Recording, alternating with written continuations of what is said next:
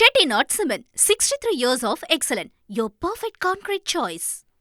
தமிழகத்தில் உள்ள சாமானிய மக்கள் 3 மொழி கற்பதை திமுக அரசு தடுப்பதாக பாஜக மூத்த தலைவர் தமிழிசை சவுந்தரராஜன் குற்றம் சாட்டியுள்ளார். சென்னை திருவொற்றியூர் தேரடி வீதியில் பாஜக சார்பில் தண்ணீர் பந்தல் திறக்கும் நிகழ்ச்சி நடைபெற்றது. இதில் சிறப்பு விருந்தினராக முன்னாள் ஆளுநர் தமிழிசை சவுந்தரராஜன் பங்கேற்றார். நிகழ்ச்சி முடிந்த பின் செய்தியாளர்களை சந்தித்த அவர் தமிழகத்தில் தமிழ் மொழியின் வளர்ச்சிக்காக மட்டுமே பாஜக போராடுவதாகவும் துணை முதல்வர் உதயநிதி, MP கனிமொழி ஆகியோர் தமிழில் படித்துதான் வளர்ந்தார்களா என திமுக அரசை நோக்கி தொடர் கேள்விகளை எழுப்பினார். தமிழ்நாட்டில் பாரதிய ஜனதா கட்சி தமிழுக்காகத்தான் போராடுகிறது என்பதை நான் வலிமையாக பதிவு செய்கிறேன்.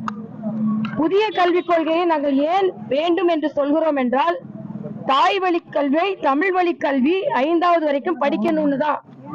5வது வரைக்கும் நான் தமிழ்ல தான் படிச்சேன். கனிமொழி தமிழ்ல படிச்சாங்களா? உதயநிதி தமிழ்ல படிச்சாரா? இன்ப நிதியை தமிழ் படிக்க வச்சாங்களா தமிழ் மீடியத்துல? ஆக தமிழக மக்களை திராவிட முன்னேற்ற கழகம் உங்களை ஏமாற்றுகிறது. Chettinad Cement, 63 years of excellence. Your perfect concrete choice.